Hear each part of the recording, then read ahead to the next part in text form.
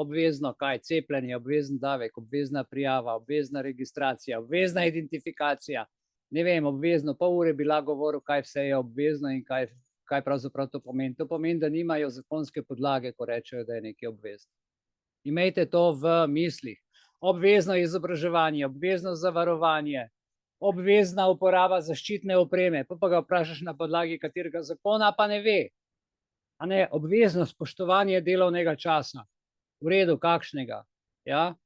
Obvezno spoštovanje okoljevarstvenih predpisov, katerih? Obvezno poročanje o finančnih transakcijah. Kakšnih, če je to moja zasebna zadeva? Drugo je firma, drugo je društvo, kjer je skupnost, eno je pa, če je to tvoj zasebni račun. To in ljudje, ker sem vam enkrat že rekel, na televiziji so rekli, kdor ne bo prijavil računa iz tujine, ne, bo plačal, ne vem, 10 ali pa 100 000 evrov kazni. Tujina pa ni več Avstrija danes, ampak izven Evropske unije, a veste. To so pa zelo redki ljudje, ki v bistvu imajo te stvari, a ne. No, o tem bomo danes govorili boj med državljani in politiki, malček bolj konkretno kot prej, kjer je v bistvu to boj med ustavnimi pravicami in boj med nami državljani, ki nas zavajajo. In to nocojšnja razprava gre v par točkah.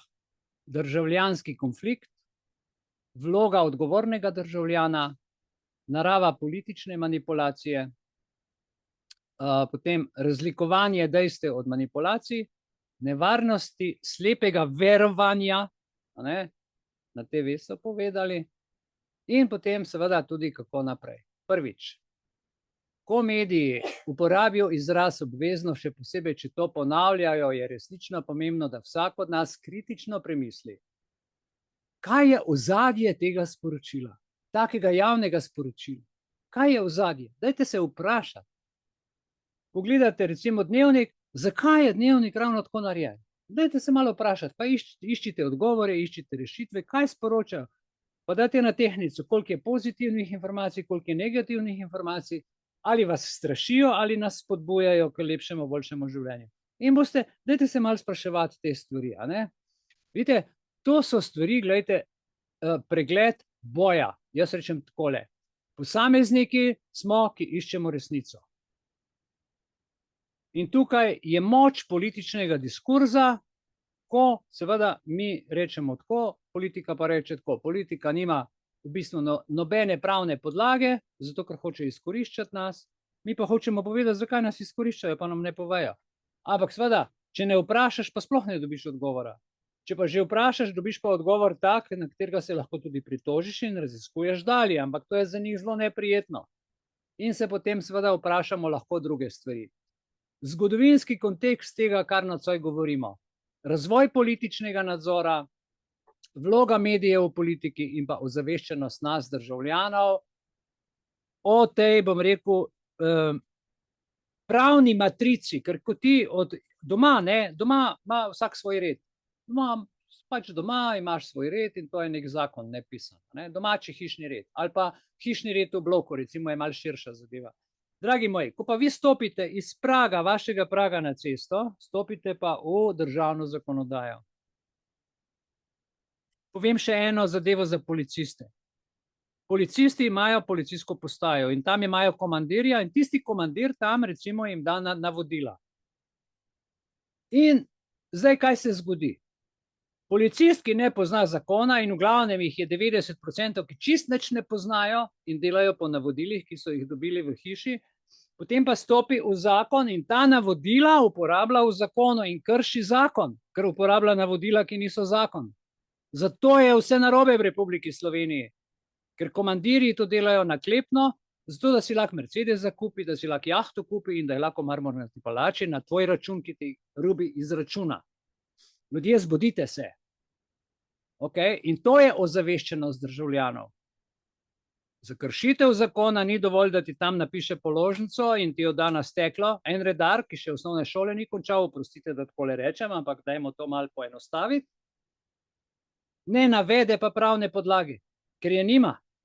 Ne more in zato na silo rubijo z upravno odločbo namesto sodno. Tudi on odloča, a se boš ti lahko pritožil, a ne, kakor je bil že zadnjič primer. In take stvari. Mi smo čisto podno, ljudje, dajmo se malo dvigati. Evo, to je zgodovinsko gledano politični nadzor. In kaj je vloga državljana? Mene in tebe, zdaj, ki smo tukaj.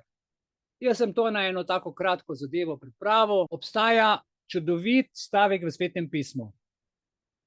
Torej, jaz sem študiral zelo dolgo Sveto pismo, sem pa poklical duhovnik in sem Biblijo večkrat prebral. Tukaj govorim o pravnih stvarih, v glavnem o društvu, delam v življenju druge stvari, ampak jaz sem s tem rasel, s Svetim pismom, z Božjo besedo in s to bom rekel pravičnostjo, in ker je v cerkvi ni bilo, zato sem šel ven. Zato sem pustil to zadevo, te intrige in to plaženje en čez drugega, ko si grejo ljudje, razumete, za oblast. Glejte, pošiljam vas, kakor ovce med volkove, je rekel Jezus.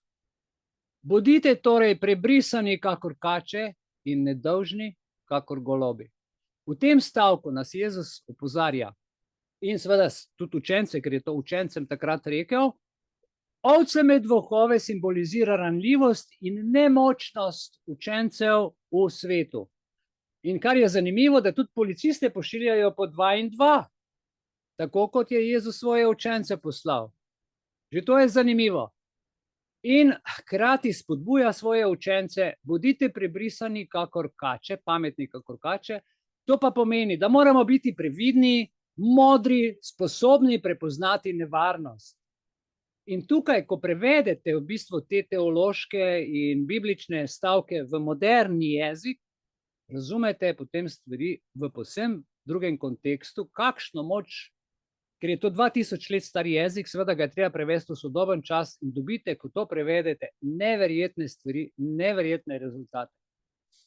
In naj učenci njegovi od Jezusa hkrati ostanejo nedolžni kakor golobi, to je primer goloba, preprost človek, ponižen, a hkrati previden, da ne izgubi svoje notranje poštenosti in čistosti srca, kljub težavam, s katerimi se soočajo na terenu zaradi očitkov, zaradi prevar ali česa drugega. In to je to, kar mi počnemo tukaj. Jaz počnem moje prepričanje na en drug način, ki se izraža pač po tem, kar vidite, kar počnem, kar naredim. In to je to, no, čisto po domač povedano. No, zdaj smo tukaj pa pri značilnosti informiranega državljana. Zanašanje na znanost in dejstva, ne pustite se odgnati. Recimo, zadnjič mi je ena stranka razlagala, ja, na banki so mi tako rekli, pa sem kar šla. Sem rekel, zakaj pa niste zahtevali, da vam napišejo, zakaj šef ne more priti, ali pa zakaj vam prepovedujejo dvigati ta denar, ali naj vam napišejo pisni sklep. Ljudje, ko enkrat zahtevate, nekdo nekaj od vas zahteva in mu rečete, dajte mi pisno ta zahtevek, takrat se stvari se igra čisto zamenja. Zato, ker mu podreš pravila in greš na področje zakona. In rečeš, povejte mi, po katerem zakonu mora to biti. Napišite mi. In še tukaj vam nekaj povem, ko vas policist ustavi in vam da pihati. In vi napihate koliko, nič. Vzel vam je pa 1 uro časa, pa živce, pa prestrašil, pa ne vem kaj vse, pa potem še rečeš, znam pihati, pa ne znam pihati, pa živčna vojna in na koncu je nič in reče, lahko noč, lahko greste. A vam je kdaj dal potrdilo, da ste nič pihali, da imate vi, evo, imam potrdilo, da sem bil v redu, ko me je ustavil. Ali dobite samo kazni in štraf? Dajmo se enkrat nekaj zmeniti, ne? Če si priden, dobiš 5, če ne znaš, dobiš cvek. Ne pa sam cveke. Okay? In ta država ni vzgojna. Daleč od tega, da bi vzgajala svoje državljane, pa ponižuje, žali, in to ni v redu. Dajmo to spremeniti.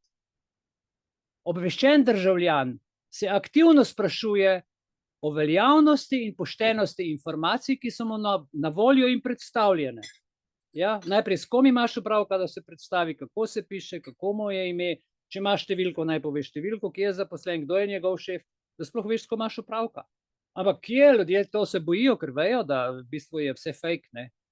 Vse nasilo, vse strašil. In gledajte, ta skepticizem, ki ga v sebi mi potem gradimo in naredimo skepticizem, pa ne obupati, bodite skeptični, sprašujte, zadošča za to, da se branimo pred takimi stvarmi. Zakaj bi se pustili manipulirati, pa kar preprosto verjeti?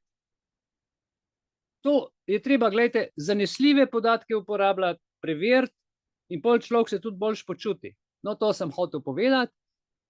In tukaj so zdaj pa še odgovornost državljanov, gledajte, varovanje osebne svobode, izboljšanje kakovosti življenja, pa boj, moramo biti kot psi čuvaji, no? Ali pa ko zajec spiš z odprtimi očmi, malo pretirano, ampak gledajte, vse toliko, da se zase zavzameš in postaviš, dvigneš malo brado in rečeš, povejte, kaj želite, gospod, po katerem zakonu. Pa potem imaš mobitel, pa poglej, če te zakon res piše. To je dovolj, ne rabiš več. Samo vprašaj, po katerem zakonu so stvari, pa ne vejo, uradniki ne vejo, ker ne poznajo ustave, ne poznajo GDPR, ne poznajo ZVO, nič ne poznajo. Ti na terenu ne poznajo nič. Pol jih ščitijo oni, inšpektor 1, inšpektor 2, pa potem sodišče, ki jih spet ščiti, in pol imaš naenkrat, gledajte, tem policaj ustavi in pol imaš policijsko postajo, potem imaš državno upravo, potem imaš sodišče, pol imaš ti še banko, ne? Naenkrat imaš 4 ali 5 ustanov, s katerimi se moraš dopisovati, se ne moreš, se nisi državni urad. In to je tako narejeno, zato da te čist razvlečejo, ne? Ampak to se da v korenini zatreti s prvim vprašanjem. Predstavite se, kaj je pravna podlaga. Naj pove. Če ne ve, pa naj gre, naj te pusti na miru, ampak če te policaj ustavi, ga ti moraš vprašati, sem enkrat že povedal, gospod, kako vam lahko pomagam, ker ste me ustavili, rabite vi pomoč. To morate prvo stvar povedati. Drugič, ok, če ste me pa ustavili, povejte, kdo ste, pa kaj hočete, kaj je pravna podlaga. Pravna podlaga mora biti pa kršitev zakona. 5 stvari se zahteva za kršitev zakona. Čas, kraj, prekršek zakona, žrtev in odškodnina. Ena, če manjka, ni kršitev zakona. Ok. Ali pa kriminalci preiskujejo stvari. No, toliko, da vam povem. Bodimo odgovorni državljani, gremo tukaj. Narava politične manipulacije je proces, pri katerem se uporabljajo različne tehnike vplivanja na mnenje, obnašanje in zaznavanje ljudi z namenom doseči določene politične cilje. In to dela država pogosto na način, ki ni popolnoma transparenten ali pa sploh ni transparenten in pošten. Manipulirajo z nami v političnem kontekstu, pogosto nas izkoriščajo psihično, čustveno, pregnetijo ta dojemanja, ponavljajo leži tok časa, dokler ne postane resnica in potem to postane celo zakon, ta kalaš in nam postane normalno, kar ni normalno. Glejte, gre za kreiranje iluzije izbire. Kreirajo iluzijo izbire. Iluzija izbire pomeni, da jaz mislim, da sem svobodno izbral, v resnici sem bil pa voden. In to se danes počne. To je ta umetnost, ki je že vnaprej določeno, kaj bom jaz izbral in kaj bom naredil. Gre za retorične tehnike, ki niso poštene. Posledice take manipulacije, glejte, nadzor nad pripovedjo, govorijo nam pravljice, obljubljajo nam stvari o dobrih ukrepih, o naši varnosti, v bistvu gre pa za njihov žep. Čist na kratko, da ne bom nocoj več predolg. In ker tukaj, gledajte, se začne potem erozija javnega zaupanja in krepitev erozije. Veste kaj? Krepitev erozije pa pomeni propad države. Ker drugačna mnenja so pogosto marginalizirana. Recimo, ko smo mi rekli, naj nam pokažejo, da je virus izoliran, so se nam smejali. A vi ne verjamete, da je epidemija? Čakaj malo. Čakaj malo, ustav se. Jaz ne morem ven, gibanje mi omejujete, hočete mi dati nekaj v telo, kar pokažite mi, dajte mi dejstva. Kar naenkrat po celem svetu epidemija, kar naenkrat pa vsod pištole v glavo za mir vročino, kar naenkrat nikamor nihče, pa se ta virus, kar naenkrat iz škatle skočil, ali kaj se je zgodilo. Po vseh gostilnah na meter pa pol, ne, je virus, ko pa ješ, pa ni virus, lahko masko dol daš. In take so nam bluzili. Ok, vidite, ljudje, bodite pametni, ne bodite tako kot majhni otroci, a ne. Mi moramo razlikovati dejstev od naklepne manipulacije. Tu pa moramo kaj?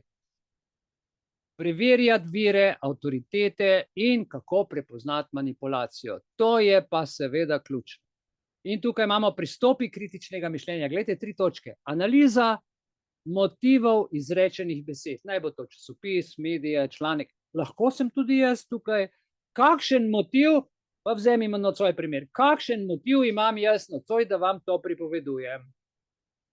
Veste, kakšen motiv imam, da jaz to danes vam pripovedujem? Kaj je moj motiv? Okay.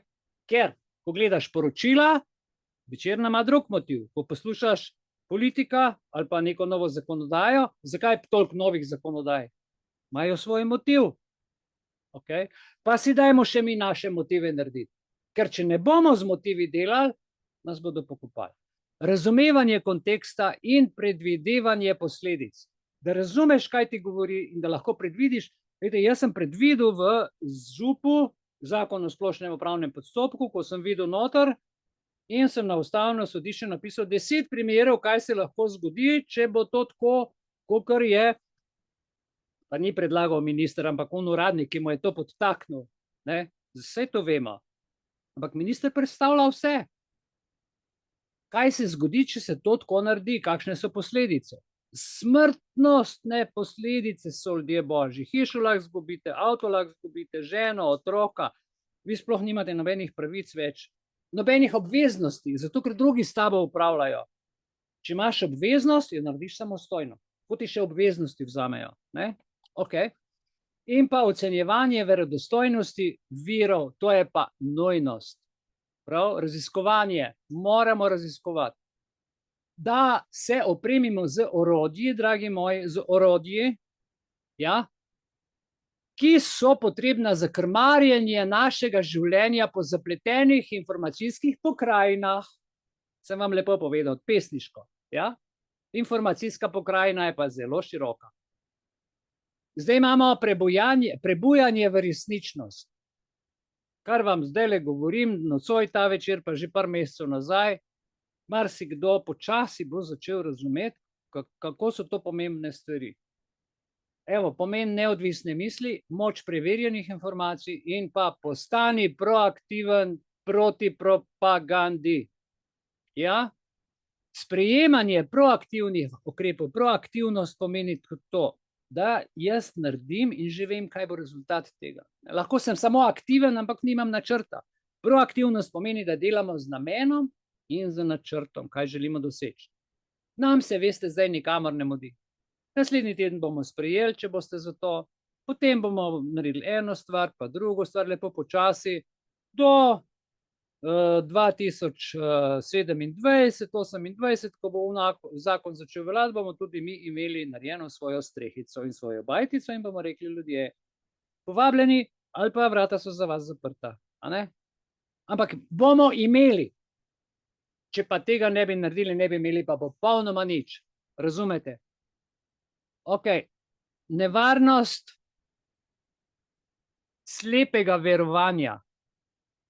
Ti potegne za sabo še 10 drugih lenuhov in teh 10 lenuhov cela nacija lahko potem nastrada. A veste? Tam pripelje nevarnost slepega verovanja. Izguba sposobnosti kritičnega mišljenja. Sploh ne razmišljaš več kritično, če slepo verjameš. Kakšna je posledica? Da postaneš nesposoben oceniti napačno informacijo. Tudi ko se z nekom pogovarjaš. To so hude stvari, ker naše dojemanje sveta postane enostransko in brez kakršnega koli širšega razumevanja. Pač tako je, rečemo. Drugič, vse nas manipulirajo in izkoriščajo. In kaj je posledica? Človek postane enostavno tarča propaganda, lažnih obljub in tako naprej. Potem človek postane na te stvari, ki se navadi ranljiv, ker sploh nimaš več obrambe in tudi ne veš, kako bi se branil. In to so zdaj 5 let nad nami trenirali. 5 let, najprej so s covidom, potem se mi še vedno s tem ukvarjamo, oni pa vmes čez druge stvari delajo in sploh slepo verjamemo, da je zdaj v redu, ljudje ni v redu v naši družbi, ker je širjenje dezinformacij in ljudje brez vprašanj sprejemajo napačne informacije, napačne odločitve. In ko začnemo verjeti v napačne, nepreverjene trditve, smo pa bolj dovzetni. Zakaj? Za državne teorije zarote, za lažne novice in pa druge oblike zavajanja, ki se nam zdijo resnične, ker slepo verjamemo. Veste, posledica dezinformacij vpliva na naše odločitve, ko so izbira političnih voditeljev, ko se izbira ali odločitve, bom rekel, pregleda zdravja, recimo cepiva, alternativne medicine, Moramo to preveriti, tudi če nismo zdravniki. Danes so informacije povsod dostopne. In potem je socialna polarizacija, pa milijon drugih stvari. To so vse nevarnosti slepega verovanja in še veliko drugega bi vam lahko našteval. Zaslepljenost do resničnih težav, izguba osebne odgovornosti, potem recimo obnova škodljivih praks. To se kar potem začne rolati. Škodljive prakse postane potem že kar zakon.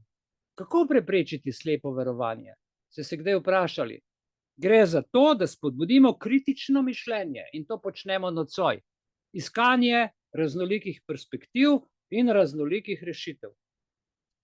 Samo to, čist malo je potrebno, da si rečemo dobro jutro, danes bo lep dan, ja, in je res sonce, ne pa da je oblačno, dež ti priješ ven, prej, o, lep dan in sonce, v resnici pa dež pa te polije, pa si moker, ne, prej, o, da me pozebe.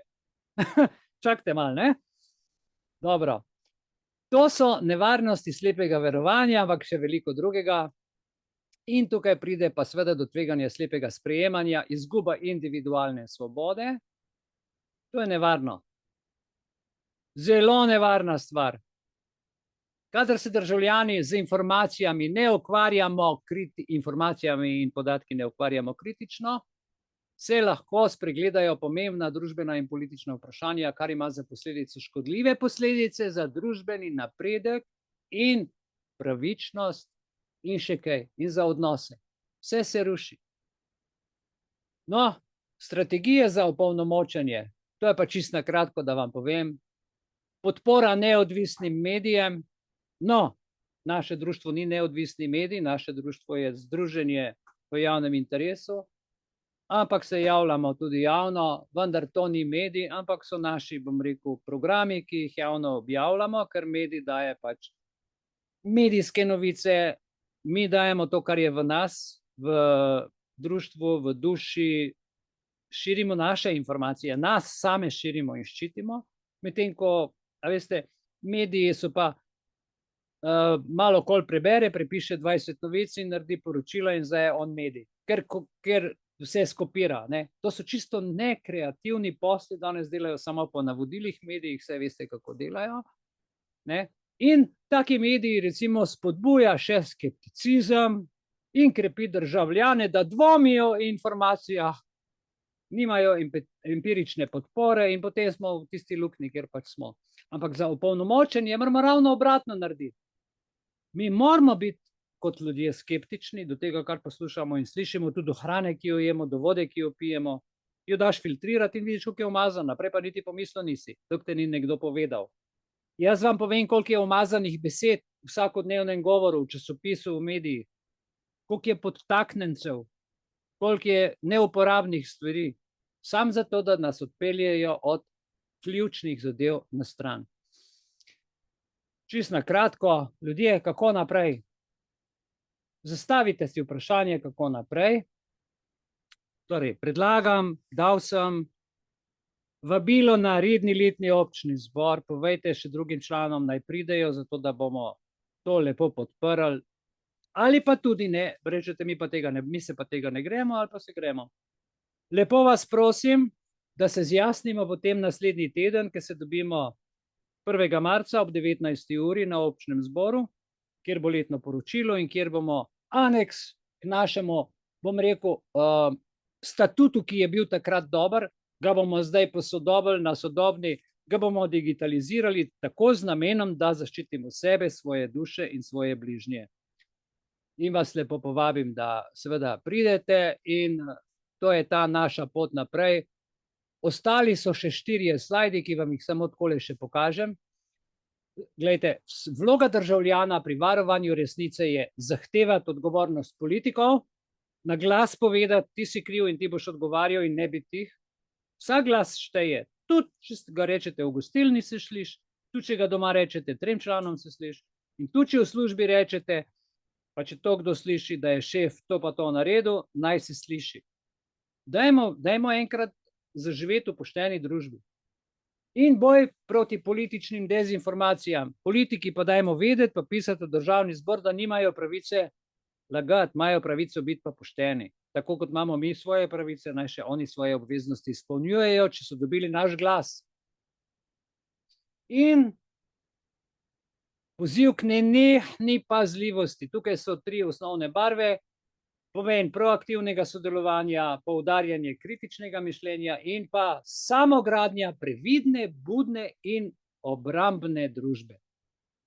Veliko imamo o tem napisanega, veliko sem o tem razmišljal. In hvala nocoj za vaš čas, za vašo ljubezen in predanost. Danica se je javila, bi nekaj povedala. Danica, samo moment, bom jaz tole dal tale stop. Da se mi Kam moram gledati? Evo, zdaj se tukaj izvoli. Kam pa naj gledam? Tukaj. Tja gor. Ja. Dober večer vsem skupaj. Jaz bi nekaj povedala iz svojih izkušenj in sicer v odnosu do policista in enkrat v odnosu do inšpektorja. Enkrat sem pa pozabila, ko so meni mladi policisti ustavili, najbrž malo na šolanju. Jaz bi zelo poudarila tolerantno obnašanje. Zdaj, jaz se zelo zavedam, res je, da sem učila nekoč na tej šoli in nimam sploh ne slabih spominov na to. Tudi vem, da smo vsi skupaj v istem košu in v istem gnezdu in spoštljivostjo več dosežemo, kot Bog ne daj z grdimi besedami. Zelo dobre izkušnje imam, ko me je nekoč, ker sem naredila prekršek, šla sem po neki pri rdeči luči čez, ne ravno na prehodu za pešce, čeprav prazna cesta. In ko sem vprašala vljudno, in jaz upam, da dosti dostojno policista po njegovih podatkih, ni bilo nobenega problema.